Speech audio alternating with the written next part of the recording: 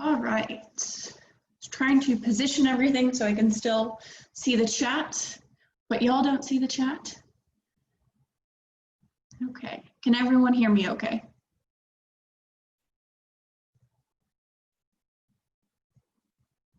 Yeah, okay, awesome.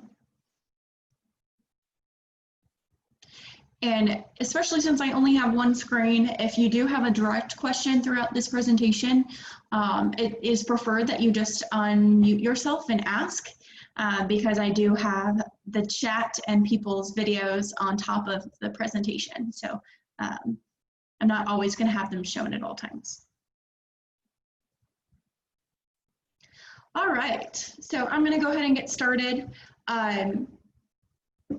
Welcome to basically setting up a regional professional development conference, so very much similar to a regional LEAP conference. Do note a little couple different caveats. These events that we put together was with the Houston Regional Alumni Organization. We didn't do it necessarily directly with nationals, but it's very much similar to what they want to be able to do in the future, is allow more people to host some of these professional development events. So we were asked to share some of our do's and don'ts and some tips and tricks and just general lessons we've learned with doing these events. My name is Christina Dillon. I go by Chrissy, that's my nickname. If you've come to one of my earlier sessions yesterday, welcome back. If not, welcome for the first time. Outside of being the chairperson for the regional organization for Houston, I'm also a working engineer. I work as a KBR contractor with NASA at NASA Johnson Space Center as a life control and support flight controller. So I've got a pretty cool job, love talking about it. And like I said, if you've heard me talk before, you know I love it. So anyways, a lot of my experience comes from the Houston organization, as well as I competed in pageants for about 4 or 5 years while I was in college. And when I competed in pageants, I had the ability and opportunity to speak to a lot of different groups, a lot of different ages. And my platform when I competed was encouraging women in STEM. So I developed programs to go speak to schools and participate and host a lot of STEM events. So this experience is not just the Houston experience, but as well as my experience doing these events for the past 7 years or so. All right.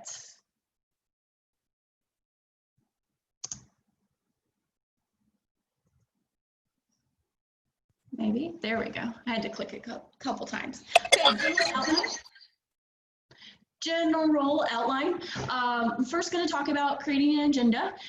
Then we're going to go into some speaker coordination, selecting a date, payment and donations, conference bags or gimme bags or swag bags, whatever you want to call them, and speaker gifts, as well as talk a little bit about marketing and flyers, social media, evites, and then questions at the end. In general, I'm also going to put a lot of kind of our lessons learned throughout this whole process. And then I also do want to invite one of the other board members is on this call as well. Her name's Caitlin Robertson. She is our treasurer, and I'm also going to invite her to add her 2 cents here and there as well. She's been with me all 3 years that I've been chairperson, so really appreciate her help as well. All right, so the first thing is creating the agenda. And again, like I said, if you have questions throughout, feel free to interrupt me and ask me questions. First thing about starting an agenda, before you start, this is optional. If you would like to define a theme, you can define a theme. Some themes that we've done in the past are work-life balance and elevate your career. It's not required because generally this professional development event or LEAP conference is going to be focused on professional development of young women in STEM fields, engineering fields. So you can be very generic or you can be very specific. It just depends on the availability and the number of sessions that you can provide. So do know if you pick something very specific, it might be harder to find people that can speak at your sessions. So more generic is the best. The next thing you want to do is define the sessions you want to provide.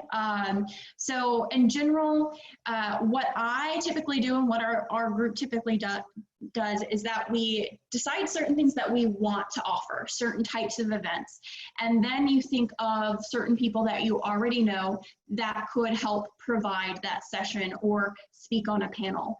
And basically you get a rough outline of some of the sessions you want to provide.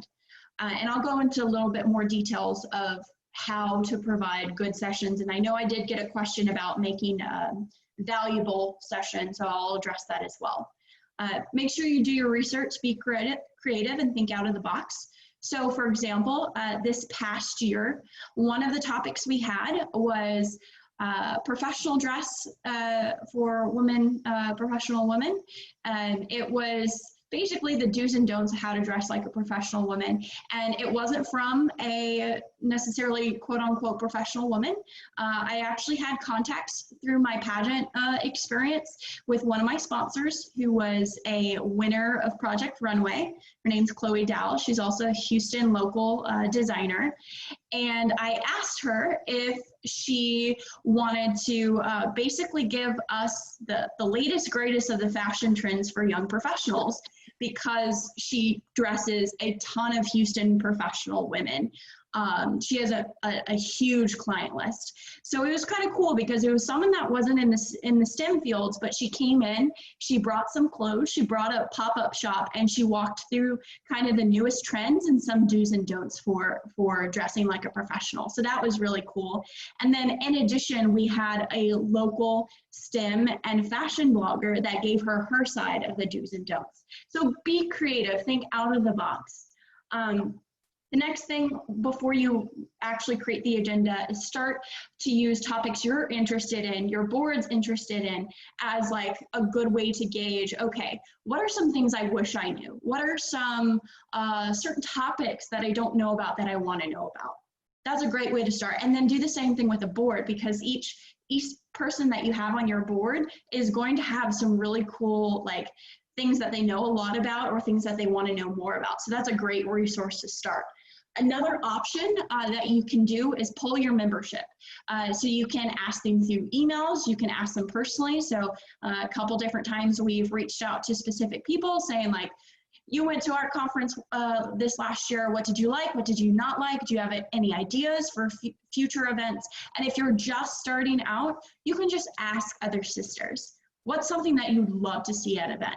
And that's a really good way to at least start and gauge some interest, because the board and your members and your sisters are the people that you're trying to get to come to the event. So if they have an insight into it, or if they have kind of a little piece of it, they're going to be more likely to want to go to the event. The other thing that we're actually going to try a little bit, we did a little bit of this the last 2 years, but we're going to do it in the future, is get interactive on Instagram and on social media. Ask them to submit questions, ask them to submit topics. We're actually going to ask this year for some direct feedback on social media if they have specific topics. So that's also another great way, because they're looking on your page for a reason, they're interested. So you might as well get their inputs. Now, after you've gotten a huge list of ideas, types of sessions that would be really interesting, now let's talk about how to weed it down. First thing, you want to give a variety of events, okay? Because you want to, one thing that's really important for an alumni organization is you want to be able to, or alumni, or really any organization, but specifically alumni, you want to attract all different levels, all different backgrounds. So you want to make sure that you're providing that in your conference. In addition, you want to make sure you have activities that your participants are not sitting still the whole entire time. I don't know about you, but if I sit still for too long, I get tired. I have to get up, I have to go, like even when I'm just teleworking, my desk is like right over here. I have to get up and do walks here and there. People don't like to sit for really, really long time periods. So have interactive activities that you can do to break things up, as well have your like STEM related, you're not STEM related, but professional related, and have it kind of mixed together. And then the last thing is also have speakers from multiple technical and non-technical backgrounds. So again, getting to the think outside of the box. You don't always have to have people from a STEM background. And it's really cool to have someone come in from a completely different business, fashion, come in and provide their input, because you're going to learn so much more that way. All right, next part. I have to click this multiple times.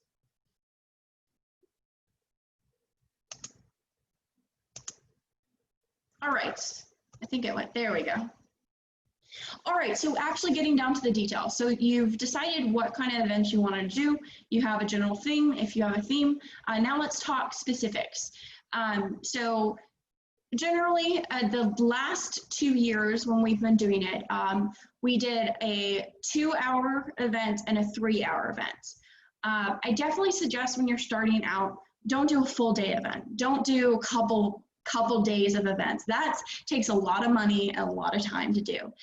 Get a coffee shop, get a venue that's not super expensive, or do it virtually and only have a few hours. That's going to be way more reasonable and a great way to start.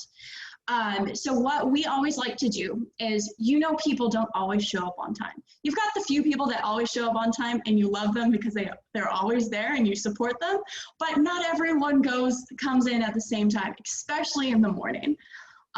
Don't have your events at like 8 a.m. on a Saturday. I personally want to sleep in on a Saturday, so be cognizant of that. Typically, we've done like 10:30, 11 as start times, so it gives people time to drive, as well as gives them time to wake up in the morning a little bit. But typically in the morning, we like to have a segment where they come in, they register, they get coffee or food, whatever you're going to provide. Typically, we've just done coffee and water and tea, and then have interactive activities. So some examples are coffee and networking and give prompts. You can provide icebreaker activities, so certain questions. They could be like fun questions, technical questions, questions to spur ideas for the sessions that you're going to have later on in the day.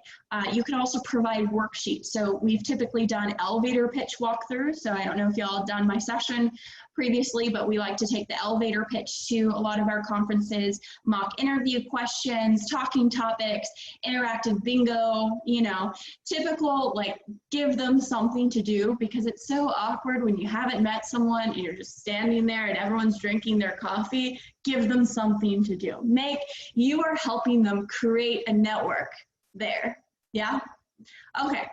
Now, I wanted to provide a couple different options or a couple different ideas of some events that you can do. Like I said before, the first year we did just a panel and some networking / worksheets and activities. So we did an engineering panel, women in STEM panel, and we provided questions to them based on questions that we got from sisters, and we provided all that information. I'll go into that in the speaker section. And then this last year we added sessions. So we did networking, activities, sessions, a little different session. So we did the do's and don'ts of dressing like a professional woman. We had the pop-up shop for people to go shop in between. And then we did technical master's degree versus MBA, interactive as well. And then we went into the engineering panel. So it's a little bit of a variety of all, but these are some sessions that could be great options. So again, the do's and don'ts of dressing like a professional woman. You can bring in a local blogger, a local fashion person, fashionista, or someone at work that you happen to know has a lot of knowledge on fashion. You never know.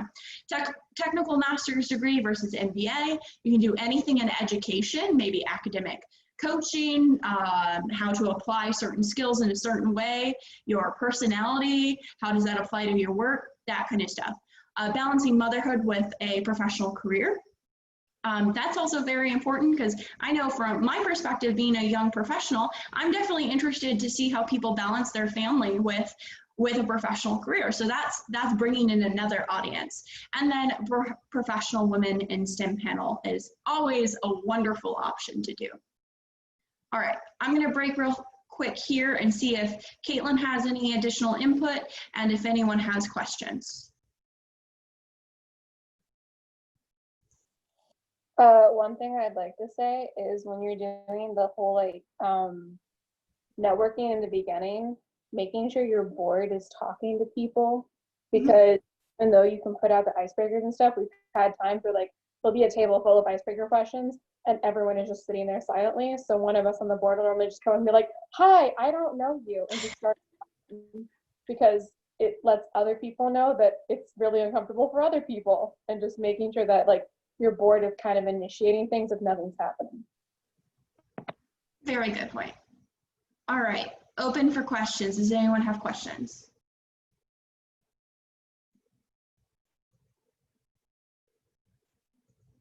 Is everyone still alive? Tina's like, yes, I love it. All right, so I'm gonna go ahead and keep going unless there's questions. Again, I'm here to help y'all out. Did someone unmute themselves? No, okay. So I'm gonna go ahead and keep going. So this is just kind of my tips and tricks for agenda. And I know Tina, you would ask me questions directly in the app. So if you have any specific questions about making them valuable, I'll go into it a little bit later. But if anything comes up, feel free to just stop me and ask me. All right, see if I can get it to go again. All right, speaker coordination. This is very, very important because y'all know if you're already working or you've done an internship, time goes by really quickly and people get really busy really quickly. The older they get, the more busy they get is what typically seems to happen. You think you're busy in college until you start full time and then you get responsibilities. So speaker coordination is very important. You want to start by building your network now. I will tell you that most of the speakers that we got were from other networking events. So I'll have an example of an email a little bit later, but I went to a lot of alumni events for my university. You can go to work socials, you can go to, you can reach out on social media if you know a friend of a friend, go to conferences on your own or with your board or local alumni. Build that network because you're gonna know what your other friends and connections can do more so than some random person. And in addition, you're going to be more likely to have them help out if they already know you. Now, I will say a lot of times, typically I like to do a mass email, which I still do it individually, but I email out a bunch of people all at once to kind of gauge interest a couple months in advance. And I will tell you that a lot of times I get people that respond back that say, I'm not available or I'm busy during this time frame, but I know so-and-so, can I forward your email? And I've gotten so many people that way. Because a lot of people want to help out. They want to help other women in STEM. They want to provide their tips and tricks. You'd be surprised how many people really want to help out and participate. So I've gotten a lot through people and through meeting people at networking events. The last section of the general, you want to pull from people you know, like I mentioned before, and people that the board know. You have a lot of connections already, and hopefully you're doing your due diligence to build up your network. Use your network. You know a lot of people in different industries, and if not, start working on it now, not just for putting together a conference, but also for yourself, building your own network. Because it's not just about what you know, but who you know, right? Again, like I mentioned, I've typically found people that I know pretty well are more likely to do me a favor and volunteer. So for example, a Project Runway winner, I'd already worked with her. If I had just randomly asked her, she wouldn't have, who is this person? She wouldn't have helped me out, but I had already worked with her. So she was like, yeah, I'll come and I'll bring some of my clothes. So you kind of see how if you already build those relationships, it'll be so much easier. And again, if you know their background already, it's also going to help you define what your agenda and what your sessions are going to be. Okay. Next part, speaker coordination. Okay, so here's a little bit more of timeline. Typically, I like to contact speakers about 3 to 5 months ahead of when we expect we're going to do our event, which Typically, you're going to want to book your venue a little closer to, and you can start asking a couple months in advance if there's availability.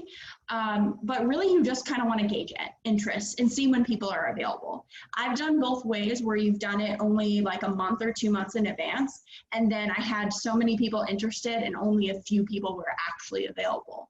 If you do it way in advance and say, hey, we're looking at these months, do you have a preference on month, or which one are you more available? That's going to give you a bigger pool of people to pull from. And I will tell you, the more that you can put the agenda and the speakers and the venue in place faster, the more people are going to come, the more people are going to be available to speak, and then you're going to have more of a successful event.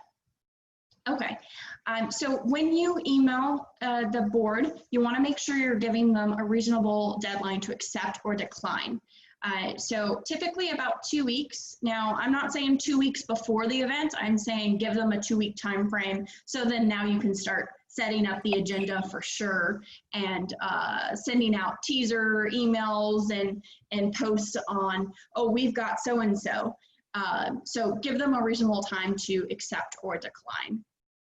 And I have gotten people that have said, I'm not sure, I'm going to know closer to, and basically what I do is when we get closer to the event, I check up with them and I basically have them as an option. So one thing I did, for example, the do's and don'ts of dressing like a professional woman, I had 3 options. I had 2 bloggers and Chloe Dow, because Chloe Dow, her schedule is crazy, so I wasn't 100% sure if we were going to get her. So having multiple options for a session, and if you get 2 people at the session, then they can work together and you get more input from that session, more out of that session. So give yourself multiple options. Again, the earlier you contact your speakers, the more likely they're free. Once they're confirmed, make sure you're emailing the speaker's detailed description of the event, including times. And if you don't have all of the details, give them a general outline, and then make sure about a month or a couple weeks before that you give them this detailed information. So telling them where to go, what time to show up. You can tell them the event's going to be this long, but I really only need you 10 minutes before the panel, for example. General audience makeup, so they want to know how many people are going to be talking to, or like a range, what age, because that's going to help gauge how they present. Expected numbers, if they have food or items that are going to be provided or not, and if not, how can they get food if it's during lunch, where to park, expectations, and then make sure you attach a flyer for reference for them to post or just use as reference. All right. So this is just a quick example of a speaker coordination email. This is actually from 2 years ago when we did Elevating Your Career. I thought it was a pretty good outline. Basically, this was my gauging interest email. So in general, I had met her at an alumni event at the University of Houston. It was a Women in Red, so a Women in STEM, Women in Engineering event. And I had specifically gone up to a bunch of women, introduced myself, started talking. I was like, hey, we're going to do a professional development event in a couple months. Would you be interested? And I got business cards from that. So I basically emailed her, hoped she was doing well, and reached out to see if she could still be a part of the event. And then I gave her kind of a general idea of the event and time frame and whatnot. So this is just kind of a general email. Again, you can phrase it how you want, but this seemed to work pretty well. And like I said, I did this a couple months in advance. All right. I actually have not seen the chat recently. Has anyone sent me a chat? Let me go back. Okay, there we go. See, this is the one thing of having one screen. I have multiple screens for my work, but I only have one for personal. Okay, selecting dates. So you've already defined your general agenda. You've already reached out to your speakers. You may not have a set in stone list of speakers, but you have a general idea of the sessions, the speakers, and who's available. Now let's talk selecting date. This is very, very, very much a lessons learned. Avoid holidays. And I'm not talking like Christmas, Easter, like big holidays that everyone knows about, but like Memorial Day. That's also a big holiday. People go on vacation, but sometimes I forget about it. You want to make sure you're not forgetting all holidays and all likelihoods of people taking vacations. Okay, now it's not completely avoidable, but you can definitely avoid holidays. Avoid graduations, high school and college, because you want to make sure that people are not unavailable because they're going to see a graduation. So doing it around the end of the year, May into June, is probably not the best idea, which we kind of made that mistake before with that May event, which you saw with the earlier event. Avoid wedding season as much as possible. We actually, this past 2 years actually, we had multiple sisters getting married during our professional development event. So that took out quite a few sisters that would have been interested. And I know that is not completely avoidable, but if you pay attention to when people are getting married, typically you can figure it out if you're friends with them or Facebook or any of that kind of stuff. Try to avoid those dates. The other thing is typically the best time that we found is the fall season before the holidays, before Thanksgiving, and January also seems to work pretty well. So those are kind of the two time frames, which you can do really any, but summer you're going to get a lot of people going on vacation with kids. Start of fall is probably not the best because people going into school. So like that sweet spot between start of school before Thanksgiving and then like January, beginning of February is a really good time to do it. And then, like I mentioned before, get your dates out to your speakers ASAP. That way they can tell you whether or not they're 100% available. Okay, any questions so far? I know I'm just talking at y'all a lot, so that's why I'm stopping and asking. Caitlin, do you have any additional information you want to add for these sections? Not really. I mean, you hit most of the things. We've had mini holiday and just like with wedding season stuff, like make sure a sister isn't getting married specifically, because last time, like I was one of the people who like couldn't make it because I had to be out of work. So like make sure that like a sister isn't getting married. Like if you know a sister around that time is gonna be having events, probably move it around. Yeah, and again, there's certain months that are higher wedding months than others. So try to avoid those if you can. So again, that sweet spot is what we've kind of found. All right. Payment donation. So I kind of want to go a little over budget, a little over the budget section and how to pay for stuff. But generally what you're going to want to define first is how much your event is going to cost and your options. Is it going to be virtual? Is it going to be in person? I will say we actually had one virtual because one of our events was in the springtime this last year. And as y'all know, COVID was happening. So we ended up turning one of our events virtual and actually ended up being super successful. It was a work-life balance themed engineering panel. And it was, I really enjoyed it. And we had the most amount of turnout. So it was pretty cool. So want to determine if it's virtual or in person and what costs are going to be with it. How much is your venue? Give yourself some options. How much food, drinks, how much are you going to spend on the precipitate or on the swag bags, whatever you want to call them, if you're going to offer them? Are you going to hand out raffles and prizes if you're going to offer them? Maybe those are incentives for people to show up. And how much are your speaker gifts? And the speaker gifts can be just a thank you card, but it is nice to give them like a nice little gift to go along with it because they are volunteering their time. So if anything, I would say speaker gifts are a requirement. They're not expecting it, but they're spending their time, their valuable time with you. Okay, so those are some of the questions you're going to want to be asking.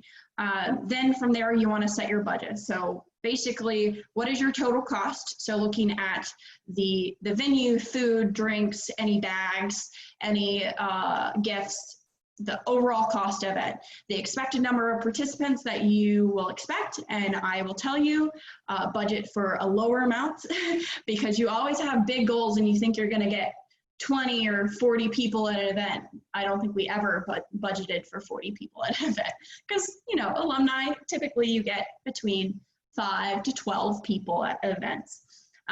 So you want to budget for a certain amount, a reasonable amount, and then add some buffer.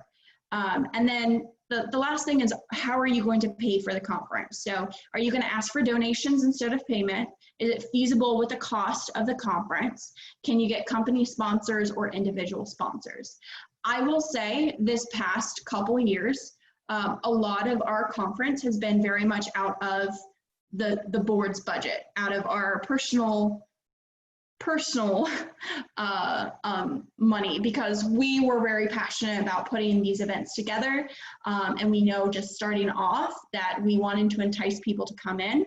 So we did have people pay for events, but sometimes you don't always get everyone that pays for events, and we have solutions to that now. So you don't always get people that pay, or you don't get the targeted number of people because you scheduled it over Memorial Day for some reason.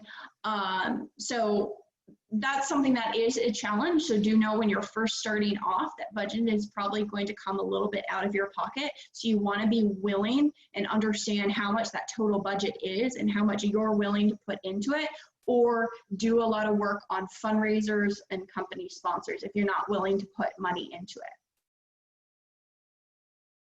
And then just a quick and really high level budget example, really high level. This is not specific numbers. This is not exact numbers for anything other than the venue. The venue is a previous venue cost that we've had before. So this is an example. So you've got your venue plus drinks. So typically for us, we've done events that are kind of in the morning brunch time, and we provide coffee, tea, and water, and then people can buy their own coffee related cafe food, which is really not that expensive. It's typically under $8, but that's out of their own pocket. If we tried to cater the event, it would be way more expensive. So I definitely suggest a coffee shop is a really good option for you. So we booked the venue. The venue had a stage, and you could hook up a projector to it and everything. So it was wonderful. They provided all of the tables, all of that. So that was $300.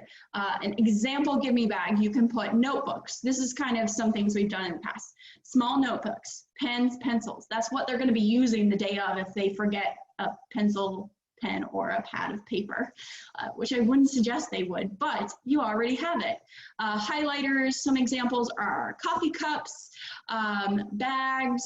We've done face masks. We've done bath bombs. Really, we kind of just thought, usable plus maybe something that's like fun, like a bath bomb or a face mask, depending on what we could personally find when we were going to look for this stuff. Then what I actually had been doing the past couple of years is I had personally been donating for the speaker's lunch, but if you're going to budget for it, depending on how many sessions you have, how many speakers, you want to be able to budget, or my suggestion is you give them a certain amount that they can meet or under, and then that's their lunch. And then total budget would be your venue plus the gimme bags plus the speaker lunches, and then you want to estimate how many people you expect to get. Last couple years we've had 6, 8, and 9, so we are hoping to get it up to 12 this year.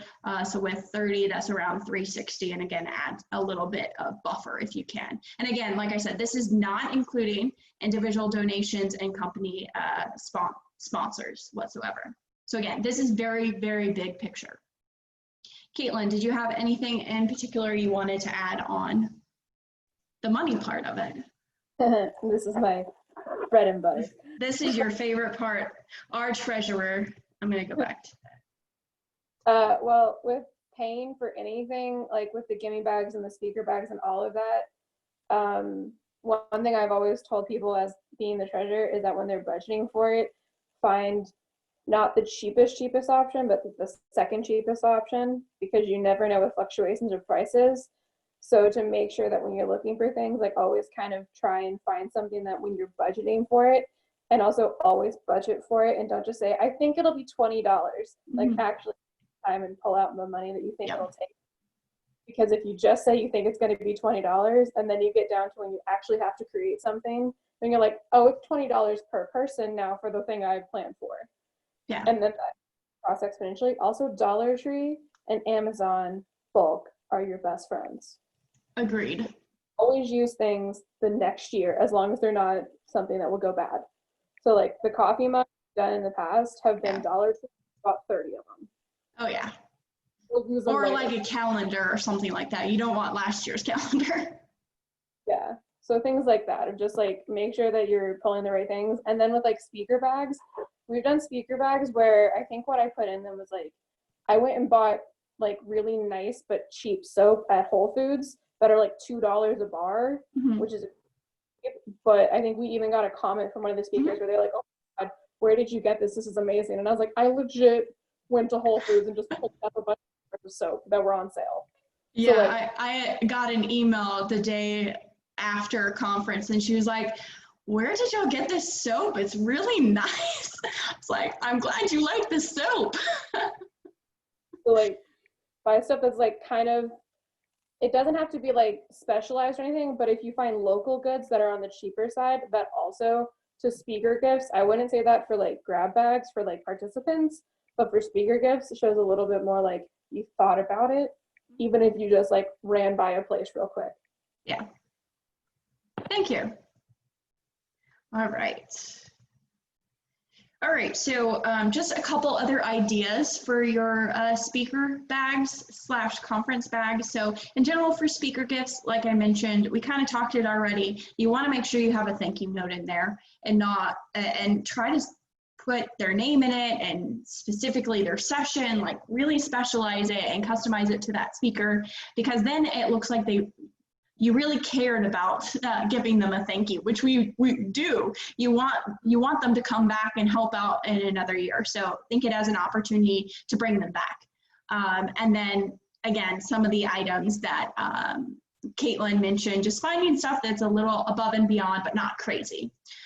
So in general, other than like the coffee, tea, and water that we've provided for the gimme bags, just usable items that they can use. Some other options you can provide, we've done small calendars in the past, we've done face masks, bath bombs, some other cool things that won't necessarily cost you anything other than printing items off are resume tips, academic and career coaches, their business cards, contact information, book suggestions for young professional engineers or women in STEM, or just general really good reads, outreach opportunities, information on other women conferences or women in STEM conferences, scholarship donation information. So for us in particular, we like to ask for donations for our scholarship funds for the 2 local chapters in Texas. So you can put more information about scholarship donations or the committee. And then we always include an alumni flyer and our business card. So I had business cards specifically put together for our organization with our contact information on it. So if they forget everything else, at least they have that small business card they can put in their wallet for contact information.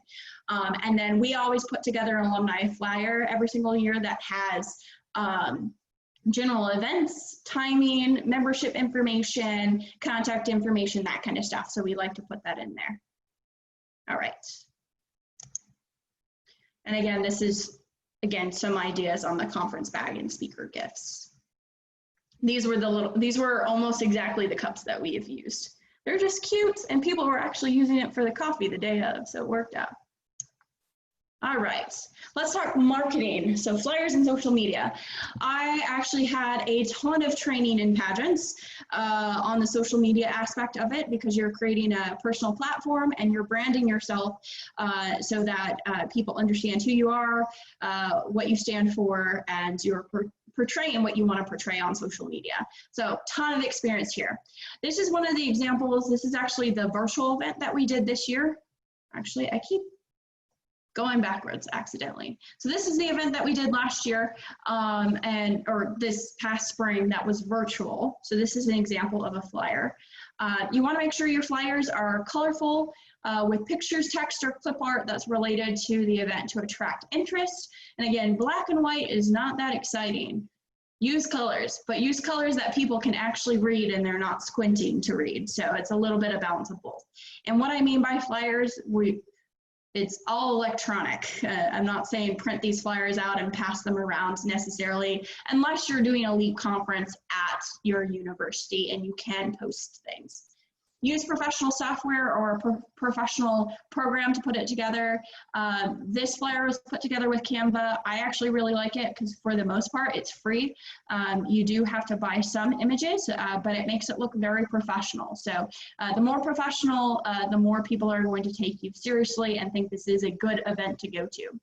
You want to be short and to the point, really include the top information that you want to get across, when it is, what time it is, where it is, how you can contact, how you can pay, that kind of information. Social media. So great thing with social media, have interactive posts. So ask people to send in questions, ask people to get ideas for sessions or get feedback off of social media. Post all social media platforms, including email. So we have our own personal email list for all of our alumni in the regional area that we send out newsletters to. So send that information out. I also would suggest post it on the Nationals page. We get a lot of new sisters from the National page because we have a lot of people on that page and people that aren't necessarily already following us on social media because they didn't know we exist. We get them off the Nationals page. So I definitely suggest that.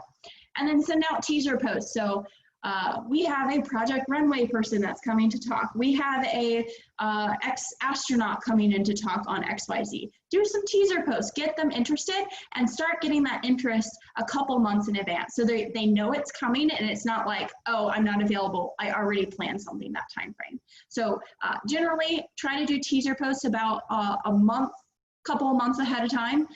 The month of, make sure you have full details of the agenda and all of the information so you can start posting it. And then do posts. I know it sounds a little annoying, but do post every single day, again, to remind people because you keep seeing it on your feed and they're more likely to be like, oh, I want to go to it. Or, oh, I remember that's coming up, instead of them completely forgetting it. Okay. These are two other examples of flyers that we've used in the past. The one on the left was our very first event that we had. We had a lot more information on this, and I wouldn't necessarily suggest it because it is a lot on one page, but it is a good quick reference. So it depends on how you want to do it. For social media, it isn't the best, but for email, it's really good. On the right side was the one that the conference that we had this past year in January. We had most of the information in the post itself and not as much on the flyer itself. So it was like a quick, oh, this looks empower women through STEM. That looks cool. Oh, it's in January. Let me look a little bit more. So attract them in with the colors and the ideas, and then make sure you include the information at the end. Okay. Next part, again, I need to check to see if I've gotten chat questions. I don't currently have it up. All right. Again, just unmute yourself if you have questions. Okay, so marketing. Again, I would use any sort of form, electric form, for an Evite because you want to be able to plan for how many people are going to be there or a general idea. I usually use Evite, or our team uses Evite. It's up to you what you want to use, but that's what we've used for all of our events. Timeline, you want to send at least a month before, if not 2 weeks before. So at least a month before, if not 2 weeks before. Because again, the earlier you send it out and then send reminders, the more likely you're going to get people and they're not going to schedule something over that time that you have the events. Send reminders about a week before and then send a couple of reminders a couple days before, and using social media. Use an electronic form, again, it's supposed to be personal, not personnel suggestion, is Evite. Save all of your alumni contacts. So I have an Evite account that has all of our contacts that we have for our newsletter saved there. So I just have to put together the Evite, or one of our board members puts together the Evite, and then they can send it out to everyone that's on that list. That prevents too much time of having to do it over and over again. General guidelines, you want to post the Evite on your website under your Instagram. So if y'all know, there's a section for website so people can just click it. I wouldn't suggest doing just the text format, just because then that takes more time for someone to have to do that than just clicking a link in your bio. So I would suggest doing that. And then one thing I didn't include here, but I meant to include, was when you have the Evite, make sure you include the amount that it's going to cost. So that's part of the all details that you gave to the speakers, except for, you know, the amount it's going to cost and any speaker specific details. But I would do a link to whatever form of payment you're going to use. So for us, we use PayPal. So your link to your PayPal to pay for the event. And again, like I said, short, to the point. Make sure you're getting all of the information in there, but not going too detailed, because people don't want to spend too long reading it. And I have an example. So this is an example from this past year in January. So this was the Evite, the top part of it, the Houston organization, contact, phone number, and then the event and location. And then the description was pretty short and to the point as well.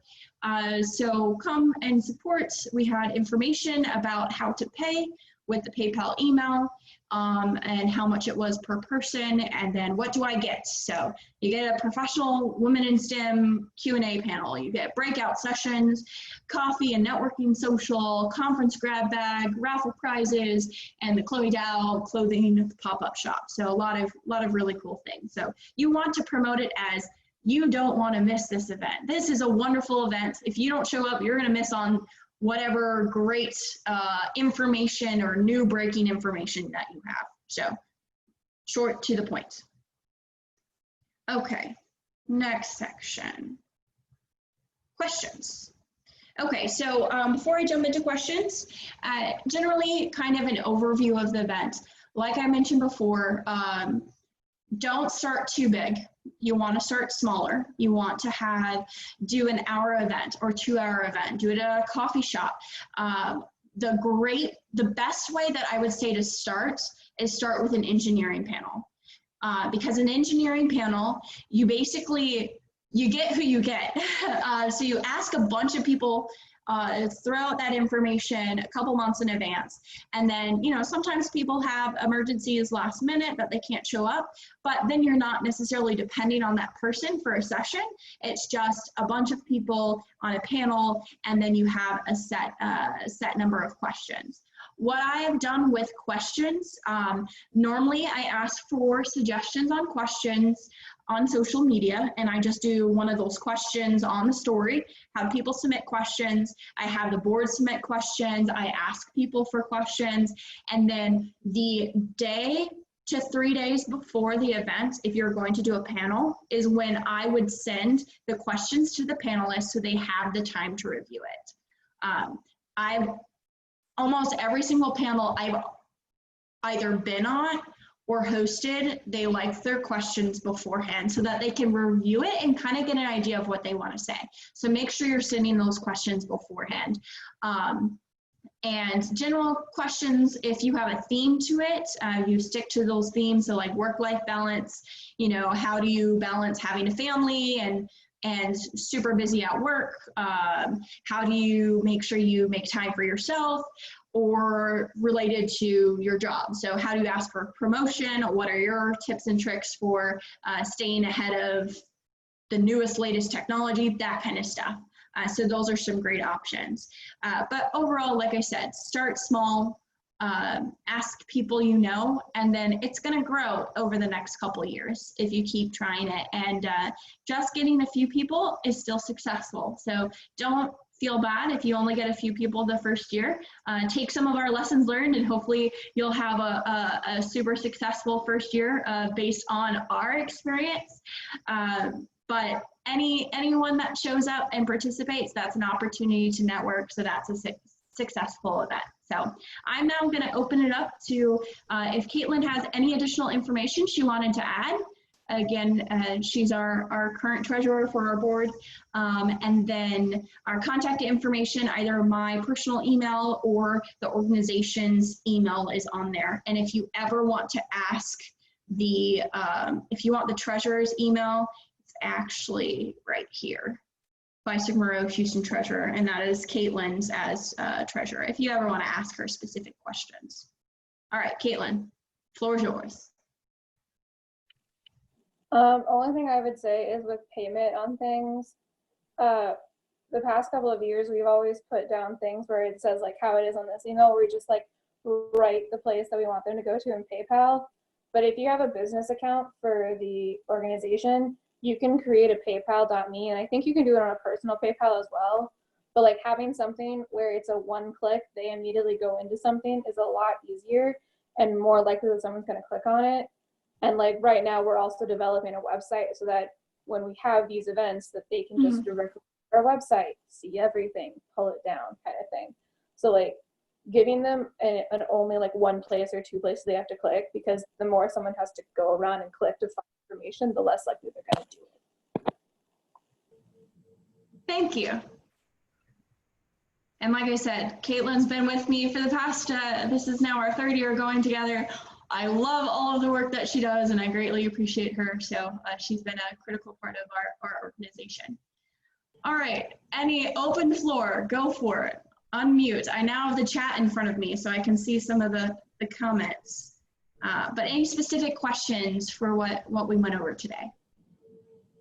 For your location, the coffee shop, did you guys have like a private room at the coffee shop? Yes. Okay. So I guess it depends. So if you want to do a little bit more of a formal event like we did for our conference, we had a separate event space, and it was actually pretty cheap for being a coffee shop. We looked at restaurants themselves, and the restaurants for private rooms tended to be a little more expensive than a coffee shop private room. But you can also potentially do a coffee shop. Just know it's going to be a little bit more of a one-on-one than a big event that you've got speakers, because you can't tell other people in a coffee shop that's not a private room to just shush. Right, that's what I was thinking. I was like, how are you doing this as a coffee shop and actually having like a speaker? But if you have a room, then you could, so. Yeah, so let's see if I can go back to it real quick. So this is actually from the event space that we've used the past couple of years. So they had a little mini stage, and then there was a section for chairs out here. And it was a private room in the back, and they had all the chairs and tables set up for us. So I definitely suggest if you want to go more towards like an engineering panel with sessions, I would try and find a separate room so it's not too loud. But if you want to do like one-on-one mentoring, that could be something that you do in a coffee shop without a private room. Other questions? Did I answer your question earlier, Tina? Did I give you enough information there? Yes, I think the idea of polling the group that you might be actually reaching out to would be helpful. I know that from a professional development standpoint, it can be challenging to make sure that you're not overlapping what other professional groups are offering. Someone like, you know, a professional group in your field of study or SWE or other local sustainability, well, I'm in the energy space, so like sustainability groups, a lot of time there's overlap there. And so I was curious how you find that value proposition and that niche that you have something new and different to offer.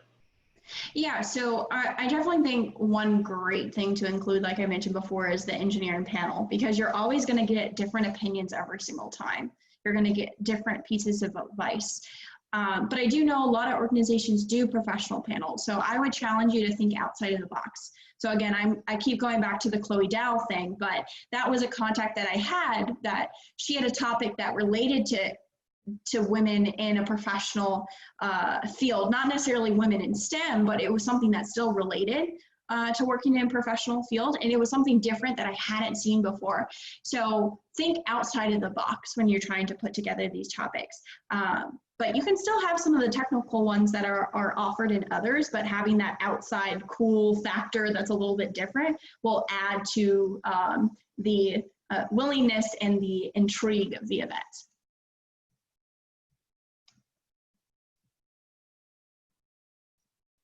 And one additional information on that, I would also do some research on some of the other events so you know exactly what they're offering, so you know how to make yourself stand apart as well.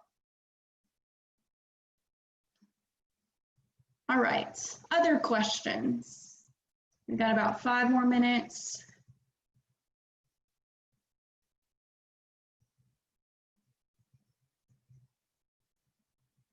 Did everyone find this useful? Hopefully I didn't talk too much straight at you.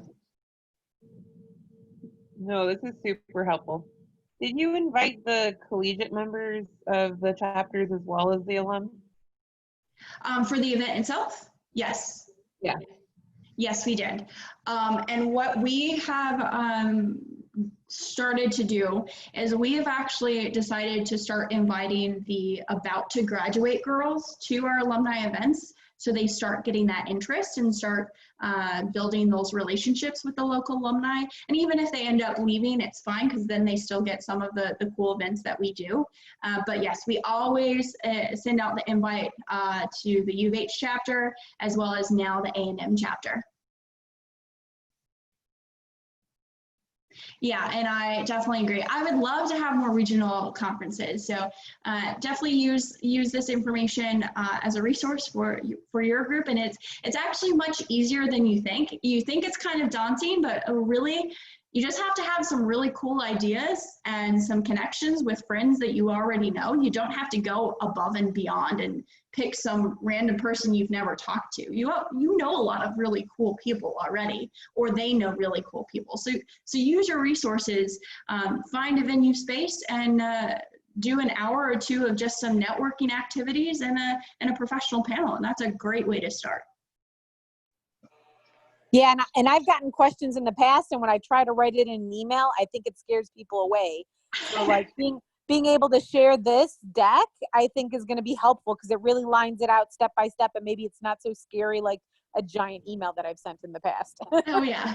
Yeah, giant emails can be scary no matter what it's for.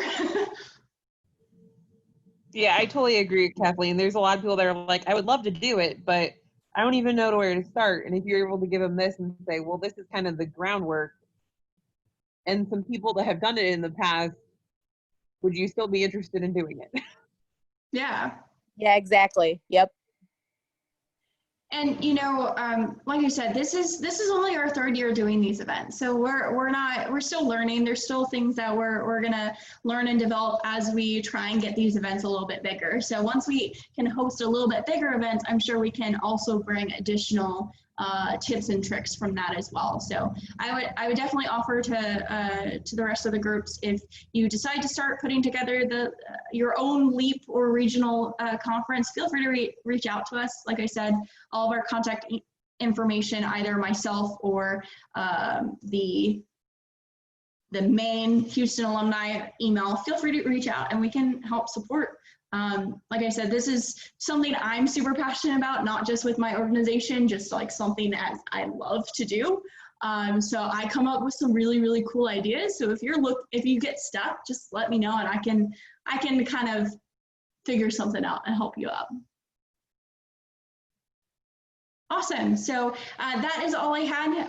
And if there's no additional questions, like I said, feel free to reach out. Let me know if you come up with questions later. And if you need help with any of the events you want to put in the future, we would love to help you out.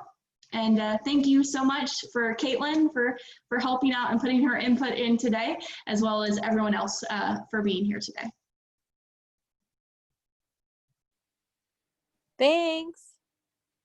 Bye, guys. Thanks, Chrissy. Yeah, no problem. Thank you so much, Chrissy. This was Yeah. awesome.